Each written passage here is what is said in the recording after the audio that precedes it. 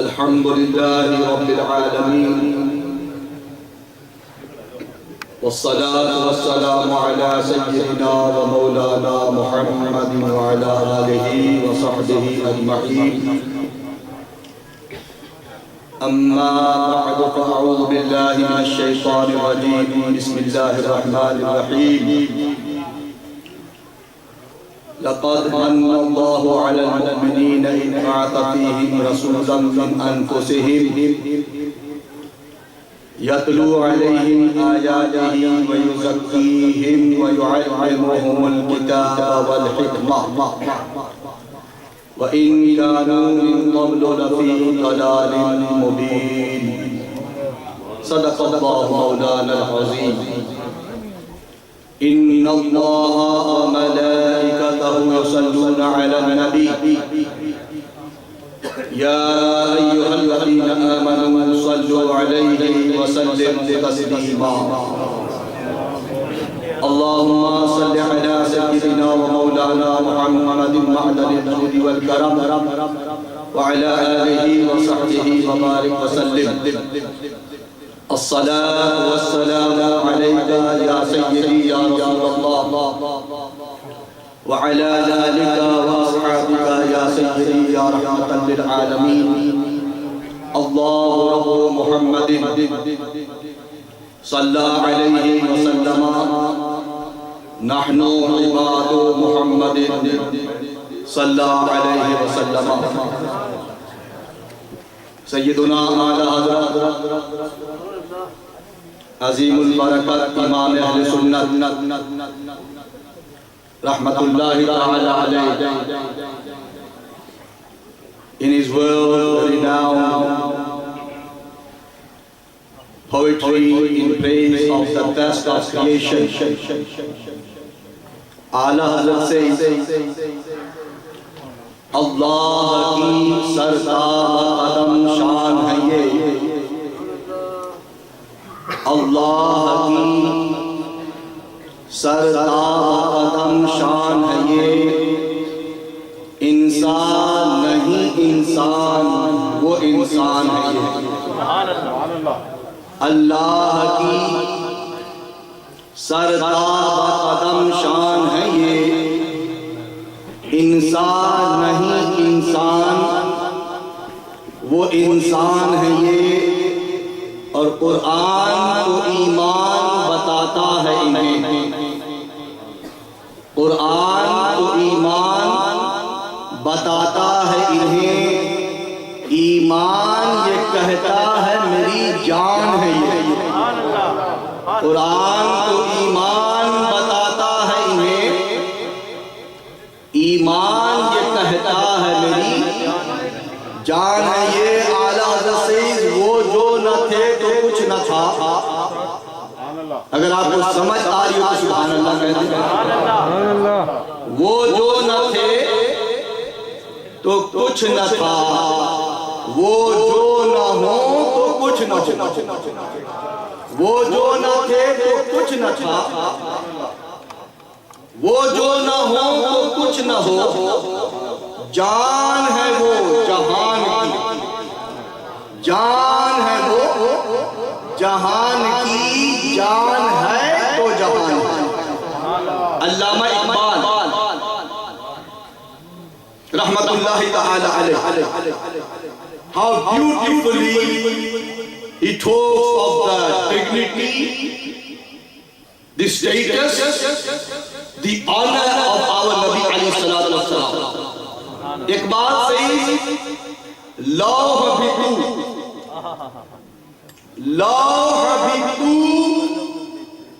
qalam bhi tu, tera wujood al-kitab.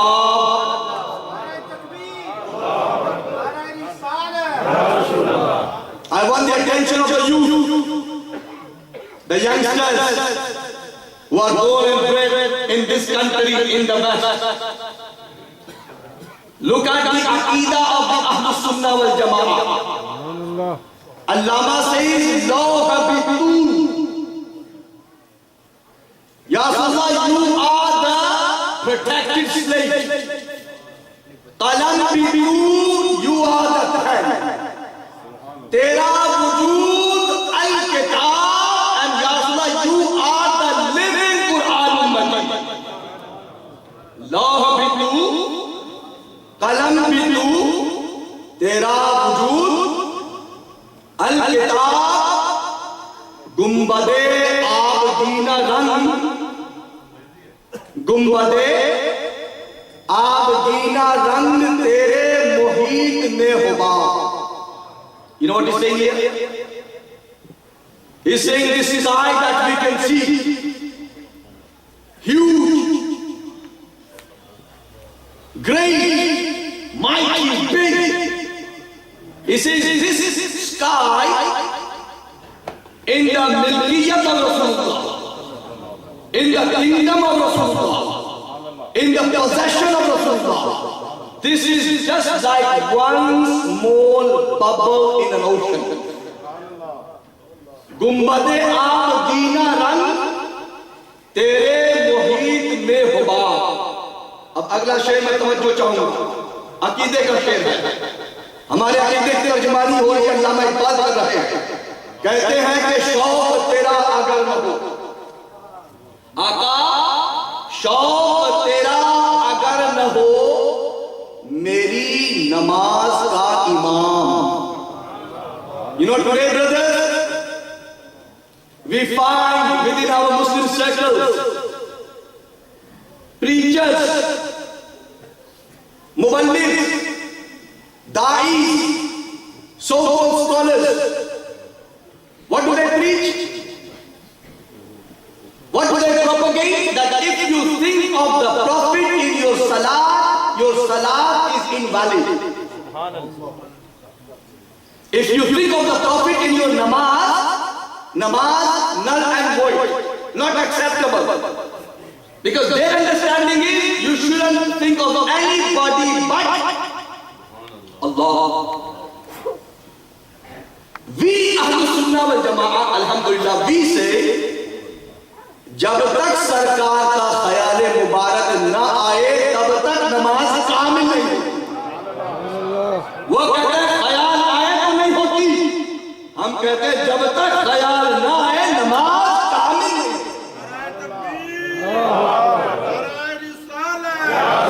Look at what Iqbal says. Look at what Iqbal says so beautifully. Wow. He says شوق تیرا اگر نہ ہو، میری نماز کا امام، میری نماز کا، میرا قیام بھی حجاب، میرا سجود بھی حجاب.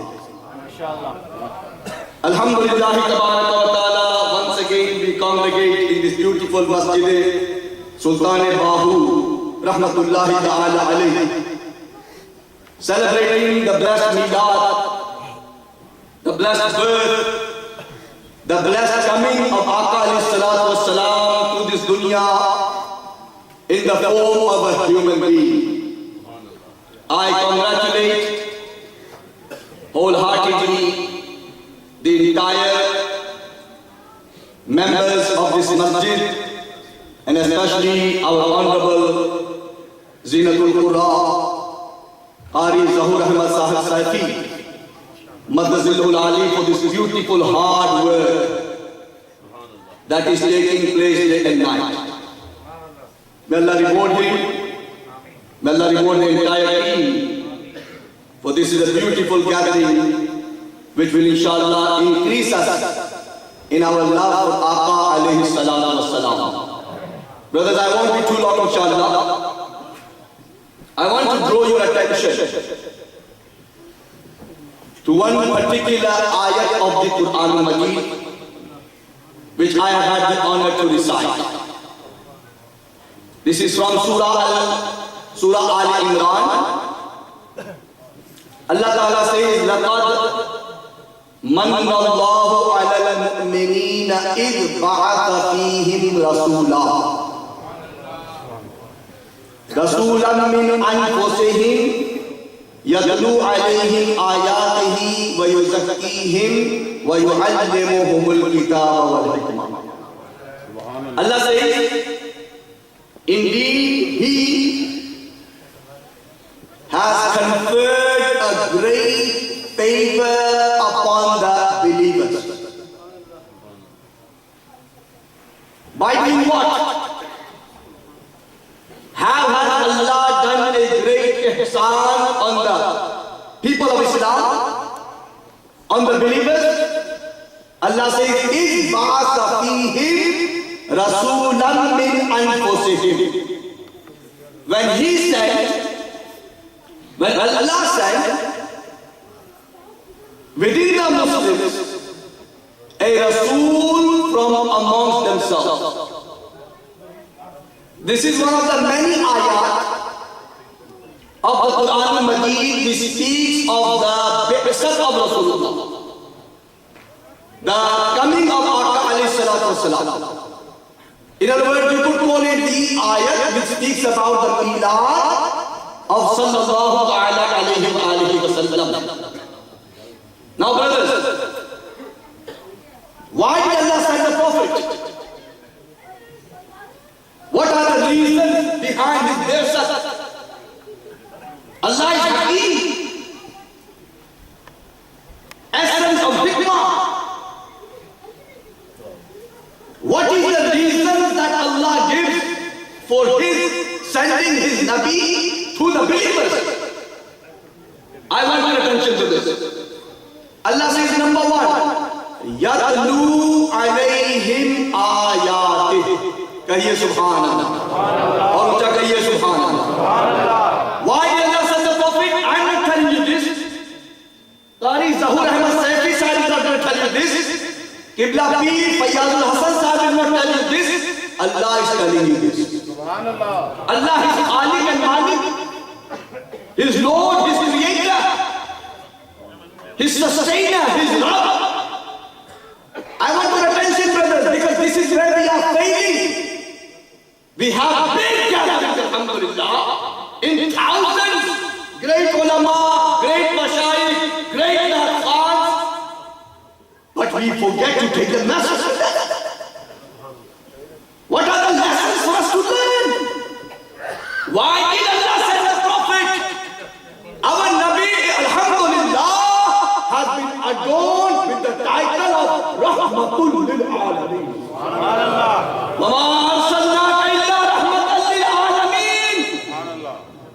وہ ہر عالم کی رحمت ہے، کسی عالم میں رہ جاتے، یہ ان کی مہربانی ہے کہ یہ عالم پسند ہے، یہ ان کی مہربانی ہے کہ یہ عالم. Brothers, why? Do I have your attention? آپ کو بات سمجھ آ رہی ہے؟ اللہ نے قرآن پاک میں ایک مقام پہ نہیں، کئی مقامات پر سرکار کی آمد کے مقاصد کو بیان کیا. میں نے اپنے رسول کو کیوں بھیجا؟ مقاصد بعثت کیا ہے؟ What are the reasons I sent my Nabi to you, O believers? Number one, yatlu alayhim ayatih. Kahiye Subhan Allah. First reason Allah gives brothers in this ayat, so that he, the Prophet, reads the verses of Allah to the believers. Tilawat ayat ilahiyya. Reading, reciting the Quran al-Majid. How great a responsibility this is, subhanallah. What a great form of pleasure of Allah this amal is, that Allah mentions it as number one, the duty of our Nabi. The duty of our Nabi, Allah has laid on his shoulders. What does he have to do? And of course our Nabi does only and only what Allah tells him to do. Because our Nabi is Sayyidul Ma'asumeen. Our Nabi is Nabiyul Anbiya. Our Nabi is Rasulul Mursaleen. کیا کام بتایا اللہ نے؟ مقصد بعثت، پہلا مقصد کیا بیان کیا اللہ نے؟ یتلو علیہم آیات. جی یتلو علیہم، میرے کہا نبی 7-8 ہاتھوں میں Continue, please. 15 منٹ یتلو علیہم آیاتہ. اللہ اکبر، ذہن بن جاتا ہے. قرآن پاک کی باتیں آپ کو سنا رہا ہوں. ماشاءاللہ. اللہ اکبر. یتلو علیہم آیاتہ. Our Nabi's duty, brothers, is to recite the Quran to the believers. What is our connection with the Quran? نشتر جو لگاتا ہے وہ دشمن نہیں ہوتا. ان اريد الا الاصلاح ما استطعت. قرآن کی ہماری کیا نسبت ہے؟ قرآن سے ہمارا کیا تعلق ہے؟ ہم لوگ کتنا قرآن پڑھتے ہیں؟ کب پڑھتے ہیں؟ When was the last time we read the Quran? When was the last time we picked up the Quran and read it for the sake of reading the Quran?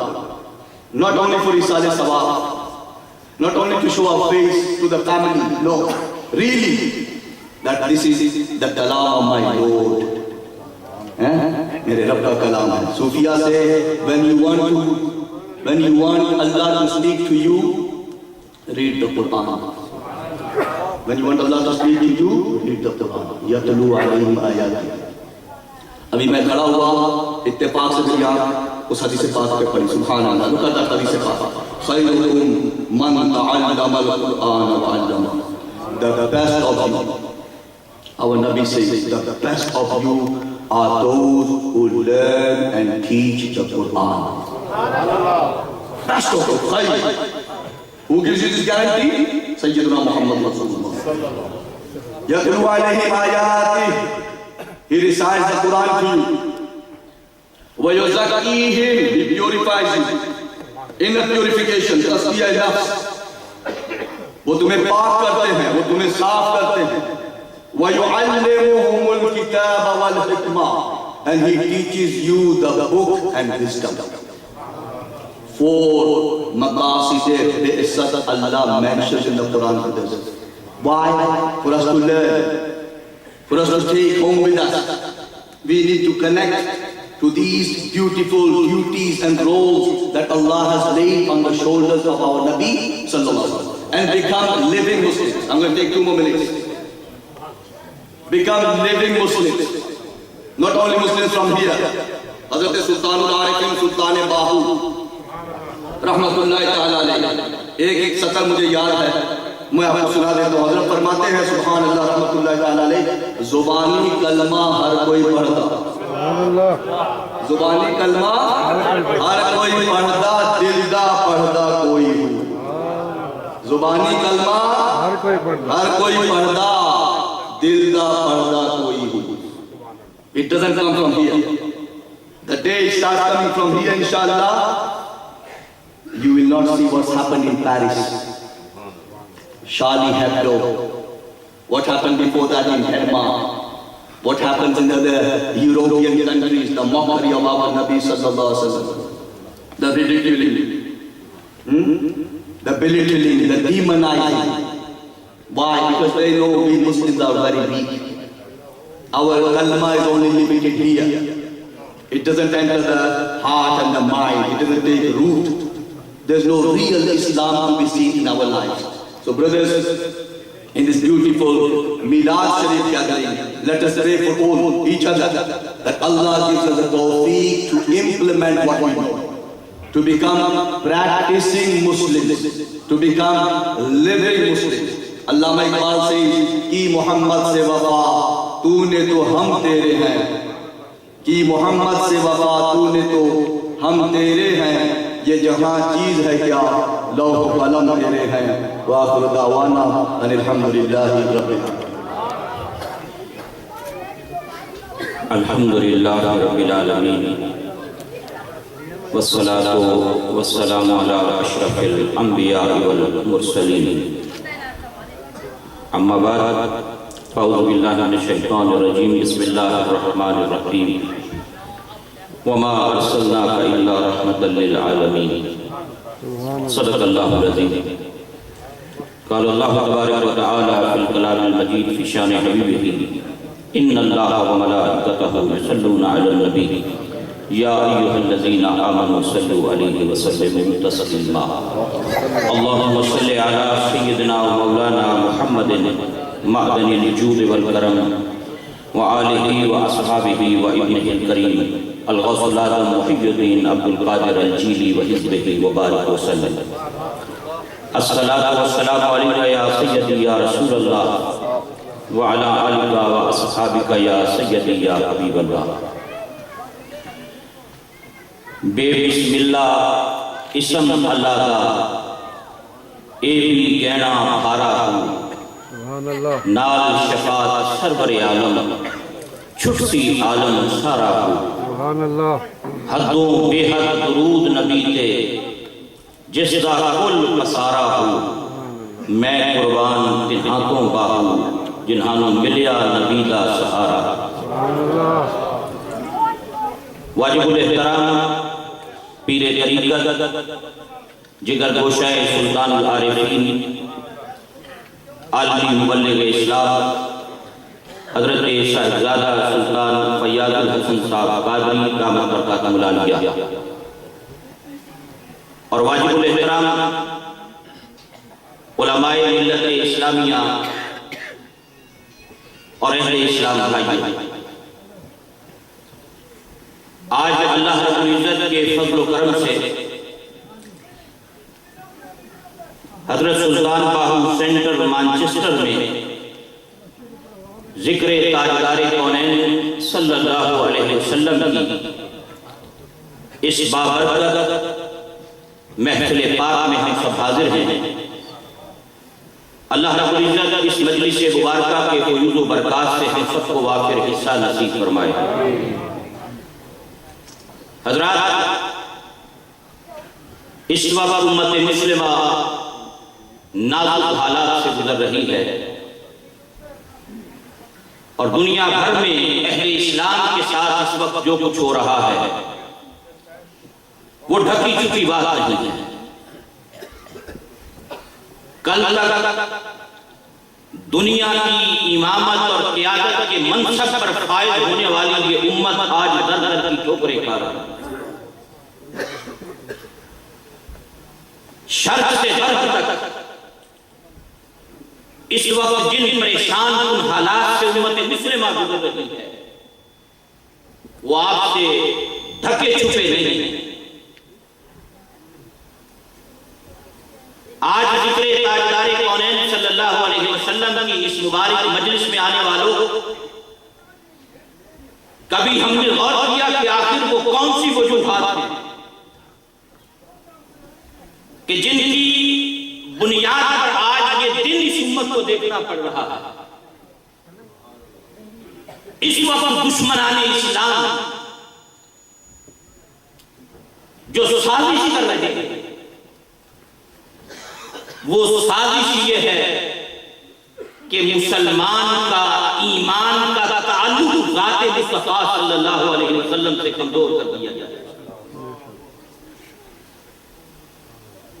حضرات، امت کی ان مشکل حالات میں ان پریشانیوں کے اسباب میں سے ایک سبب یہ ہے کہ آج محبت، ادب اور پیار کا جو تعلق مدینے والے آقا صلی اللہ علیہ وسلم کی ذات سے ہمارا ہونا چاہیے تھا وہ کمزور ہو گیا۔ وہ تعلق آج کمزور ہو گیا جس کی وجہ سے آج یہ دن ہمیں دیکھنا پڑ رہا۔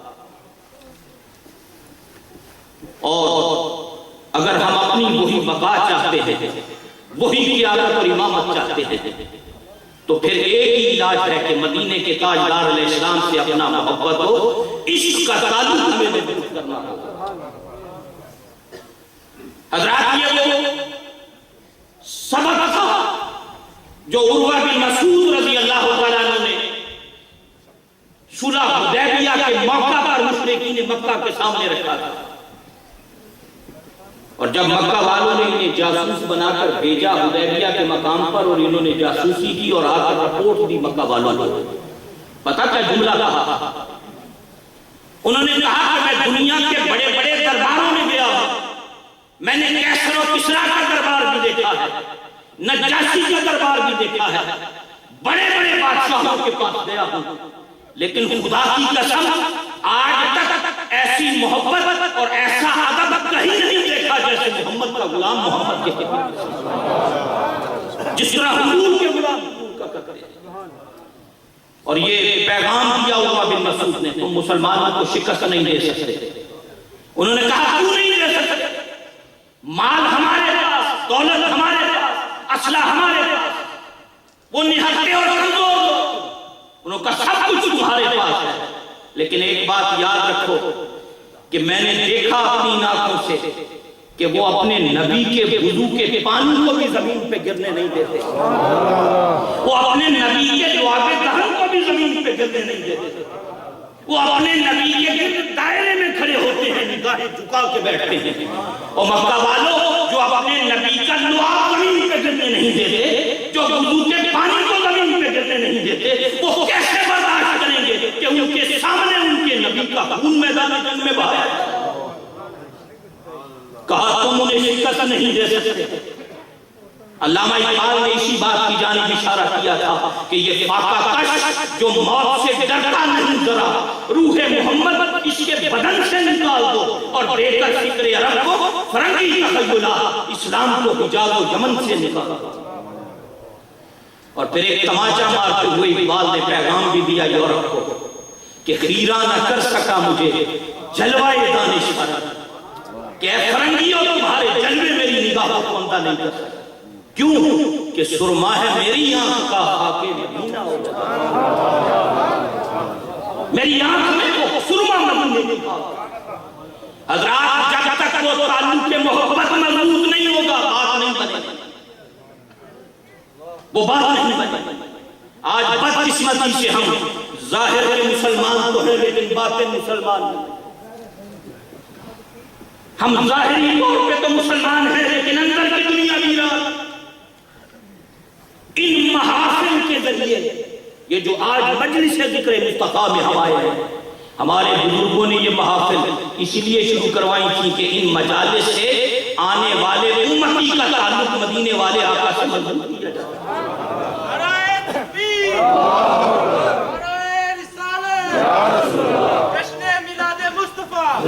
حضرات جب تک امتی اپنا محبت کا رشتہ صورت عالم کی ذات سے مضبوط نہیں کرے گا بات نہیں بنے گی۔ آج وہی محبت کا چراغ سینے میں روشن کرنے کی ضرورت ہے جو حضرت حبیب بن زید انصاری رضی اللہ عنہ کے سینے میں تھا، جو سیدنا عمر فاروق کے سینے میں محبت کا چراغ روشن تھا۔ آپ زندگیاں پڑھ کے دیکھیں ان لوگوں کی، اللہ اکبر۔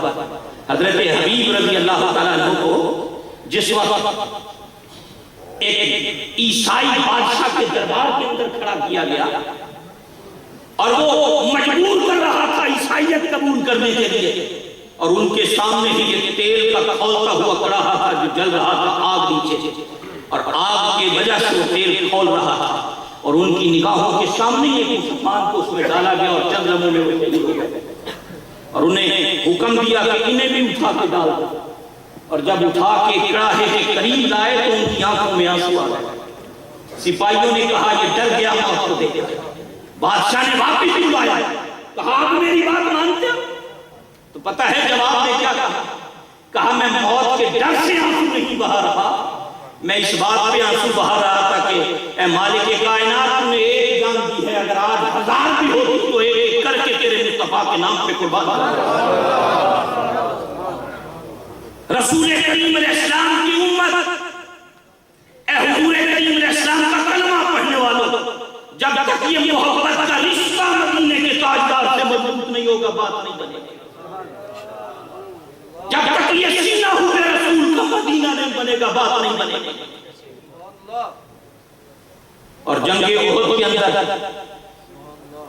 حضرت زید بن ثابت رضی اللہ تعالیٰ عنہ کو نبی پاک علیہ السلام نے بھیجا حضرت سعد بن ربیع کا حال پوچھنے کے لیے۔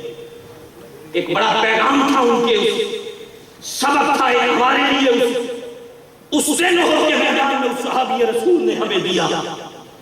حضرت زید بن ثابت کہتے ہیں میں زخمیوں میں تلاش کرتا ہوا جب سعد بن ربیع کے قریب پہنچا تو آخری سانسیں تھے، اور میں نے انہیں جا کر کہا کہ سعد اللہ کے نبی نے تجھے سلام بھیجا۔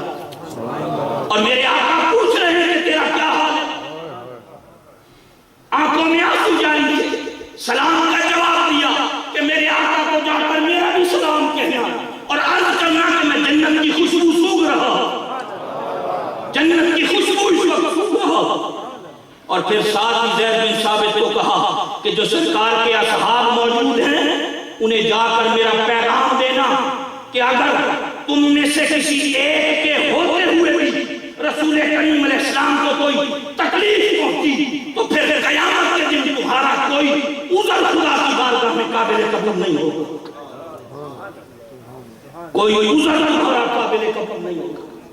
اللہ اکبر۔ حضرات، آپ رسول کریم علیہ السلام کے غلاموں کا تعلق دیکھیں۔ آج بدقسمتی سے اس وقت دشمنان اسلام ہمارے ایمان کا رشتہ مدینے کے تاجدار سے کمزور کر رہے ہیں۔ اور میں آخر میں ایک بات کر کے گفتگو ختم کر دیتا ہوں۔ حضور کریم علیہ السلام کے صحابی ہیں حضرت ابو ذر غفاری رضی اللہ عنہ، ان کا ایک خوبصورت میسج جو آج اس میلاد کی مجلس میں ہمارے لیے اللہ اکبر۔ غریبوں کے وکیل تھے، مسجد نبوی میں بیٹھے ہوئے تھے، سیدنا عمر کی عدالت، ایک شخص کا مقدمہ آیا، دو نوجوان ایک شخص کو پکڑ کے لائے کہ اس نے میرے والد کو قتل کیا۔ دو نوجوان ایک شخص کو پکڑ کے لے آیا، سیدنا عمر اس کی بات سن رہے تھے، کہا حضور میں مدینے سے بہت دور کئی دنوں کی مسافت پہ رہتا ہوں، گزر رہا تھا، اس شہر میں میرا کوئی جاننے والا نہیں، میں نے اس کے والد کو قتل نہیں کیا ارادتاً، اتفاق سے بائی ایکسیڈنٹ کو قتل ہو گیا۔ کہا کہ میرے اونٹ نے ان کے کھیت میں سے چارہ کھایا، اس کے والد کو غصہ آیا، اس نے پتھر اٹھا کے دے مارا، وہ اونٹ کی آنکھ میں لگا اور وہ تڑپ رہا تھا، مجھے بھی غصہ آیا، میں نے بھی پتھر اٹھا کے دے مارا، اس کے سر میں لگا، وہ مر گیا۔ سیدنا عمر فاروق رضی اللہ تعالیٰ نے مقدمہ سن کر ان دو نوجوانوں سے کہا کہ یہ غلطی سے ہو گیا، کیا تم معاف کر دو اسے؟ کہا ہم نے معاف نہیں کرنا، بدلہ لینا۔ اللہ اکبر۔ اور وہ مسافر پردیسی تھا، دور کا رہنے والا۔ سیدنا عمر کی عدالت کہنے لگا ایک اجازت دے دیں، میں 2-3 دن کے فاصلے پہ رہتا ہوں، میرا گھر دور ہے، میرے پاس کچھ امانتیں ہیں، مجھے مہلت دے دیں، امانتیں واپس لوٹا کے آ جاتا ہوں۔ آپ نے فرمایا ٹھیک ہے اجازت دے دیتے ہیں، لیکن اس مجمع میں سے اور مدینے میں سے کوئی بندہ تیری گارنٹی دے دے کہ تو لوٹ آئے۔ اس نے نگاہیں اٹھا کے دیکھا، پورے مجمع کی طرف کوئی بندہ کھڑا نہ ہوا۔ آخر میں صف میں بیٹھے ہوئے ابو ذر غفاری کھڑے ہوئے، کہا امیر المومنین میں ضمانت دیتا ہوں۔ 3 دن کی ضمانت ملی، بندہ چلا گیا، 3 دن گزر گئے، نماز عصر کا وقت آیا، آخری دن وہ دونوں بھائی ابو ذر غفاری کے پاس آئے کہ بندہ لوٹ کے نہیں آیا، چلیے ہمارے ساتھ عدالت میں۔ ساتھ ہاتھ پکڑ کے آ گئے، فرمایا سورج غروب ہونے تک وقت باقی ہے۔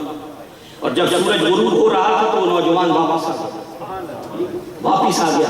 سیدنا عمر فاروق رضی اللہ تعالیٰ نے اس جوان سے پوچھا، فرمایا تو واپس کیوں آیا؟ تجھے کوئی نہیں جانتا تھا، تو کئی دنوں کی مسافت میں رہتا تھا، چھپ جاتا، بچ جاتا سزا سے، واپس کیوں آیا؟ اس مسلمان نے پتہ ہے کیا جواب دیا؟ یہ سبق ہے میلاد النبی کی مجلس میں آنے والوں۔ اس جوان نے سبق دیا، اس نے کھڑے ہو کر کہا حضور اس لیے واپس آ گیا ہوں کہ کوئی انگلی اٹھا کر یہ نہ کہے کہ مسلمان وعدہ خلاف ہوتا ہے، اس لیے واپس لوٹ آیا کہ کوئی انگلی اٹھا کر یہ نہ کہے مسلمان جھوٹا ہوتا ہے۔ حضرت عمر فاروق کی عدالت میں جب یہ بات اس نے کہی تو آپ نے ابو ذر غفاری سے پوچھا کہ ابو ذر غفاری تو اسے جانتا نہیں تھا، اس کی ضمانت کیوں دی؟ تو انہوں نے عرض کی کہ حضور جب یہ مجمع میں کھڑے ہو کر سب کو دیکھ رہا تھا اور کوئی اس کی مدد کرنے کے لیے کھڑا نہ ہوا تو میں اس لیے کھڑا ہو گیا کہ کوئی انگلی اٹھا کر یہ نہ کہے کہ مسلمانوں میں ایک دوسرے کی مدد کرنے کا جذبہ ہی ختم ہو گیا۔ جب ان بھائیوں نے دیکھا وہ کھڑے ہوئے اور انہوں نے کھڑے ہو کر کہا ہم اسے معاف کرتے ہیں۔ امیر المومنین نے کہا اس دن میں نے کہا تھا معاف کر دو تو معاف نہیں کیا تھا، آج کیوں معاف کرتے ہو؟ کہا کہ آج اس لیے معاف کرتے ہیں کہ بعد میں کوئی انگلی اٹھا کر یہ نہ کہے کہ مسلمانوں میں ایک دوسرے کو معاف کرنے کا جذبہ ہی ختم ہو گیا۔ نعرہ تکبیر، نعرہ رسالت۔ حضرات دنیا انگلیاں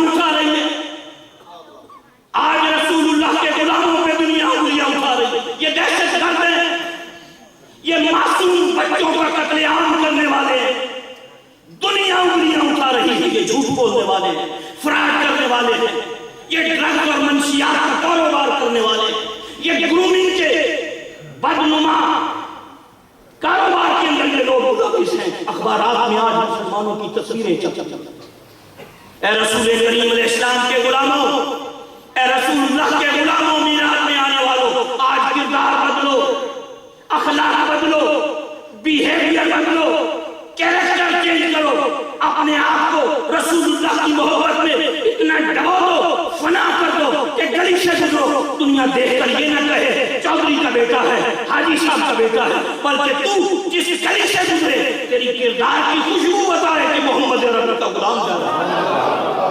نعرہ تکبیر، نعرہ رسالت، نعرہ حیدر، جشن عید میلاد النبی۔